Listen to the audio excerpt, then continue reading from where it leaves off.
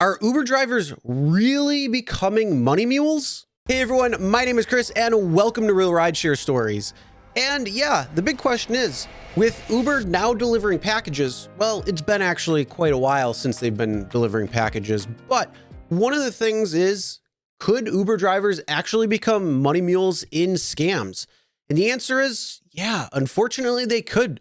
And we're going to kind of go over some of the things to watch out for if you're an Uber driver, some of the things to make sure you're aware of in the event that, well, let's say law enforcement gets involved. There's a couple of things that you need to know as an Uber driver when you are delivering packages. So first off, let's talk about one of the scams first. Let's go over the grandparent scam.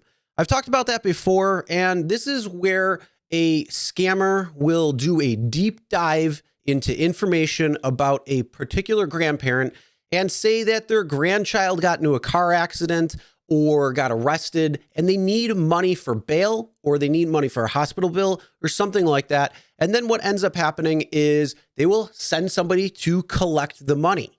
The whole thing is, this is all a scam. There is nothing wrong with the grandchild. They're not in a car accident. They don't need bail or anything like that. And the big thing that they try to do is get it immediately, and they force you to try to get the money. Now, this is just one of the scams where they will say, we will have a representative come and pick that up almost immediately. And this is where they could use another scammer, a money mule, or now an Uber driver. Now, there are some red flags that you can watch out for in the event that you think you could be used as a money mule when transporting packages from a particular person to a potential scammer. Now, the first red flag is if the potential person says something at the pickup, like this is the money that needs to go to the hospital, or this is the money that needs to go to the lawyer for bail, or something where it's a red flag. That's a huge red flag where you might want to ask them some more questions to exactly know what's going on and hopefully help save them from being frauded, as well as you not becoming a money mule. Now, if they don't say something at the particular pickup, there are some things that you could look at and kind of understand with body language. Like, do they seem calm and collected, or do they seem agitated, irritated, scared, fearful, rushed? Something like that where it seems like it's just off and it doesn't seem right. That could be a potential scam where these people are being defrauded and losing money. So again, this is where you want to ask certain questions and see exactly what's going on. Maybe you could help intervene. And lastly, it's going to come down to your gut feeling. Yeah, sure. If you get a pickup from, say, Home Depot and it's going somewhere, of course, there's going to be no foul play. But when you see somebody and it just seems off, there's some gut feeling that just says this doesn't feel right, you can always ask them a question as well, too, and say, hey, look, is everything okay? Is everything all right? And see exactly what's going on. Because with the gut feeling thing, you pick up on a lot of things. Like, you know when you're about to pick up a ride and it's probably going to be a bad ride, so you want to cancel it. And you've probably done it many times before. Or even when they're coming out to the car and you know something isn't right. You just have that feeling. And I get it. It's something that you probably will hone in over time.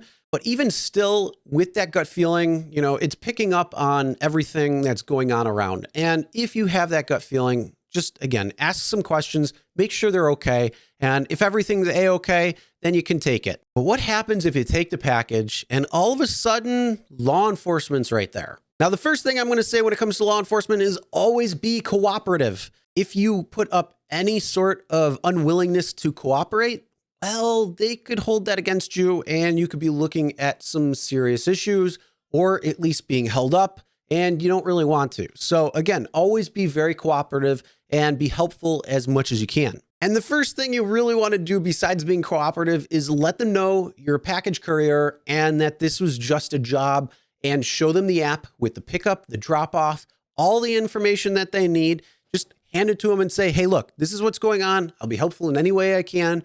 And then that way, hopefully it will allow you not to be potentially a problem when it comes to the entirety of the case. Now, I can't say with 100% certainty that everything will be A-okay as long as you hand the app over and show them exactly what's going on.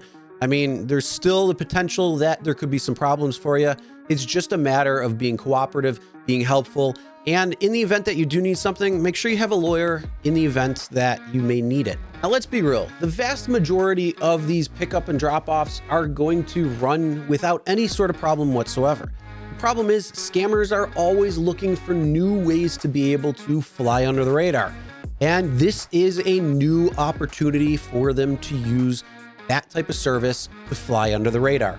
So as an Uber driver or a package delivery courier, just make sure you're paying attention. Be alert, ask questions if you think something's off, and then just be cooperative in the event that you need to.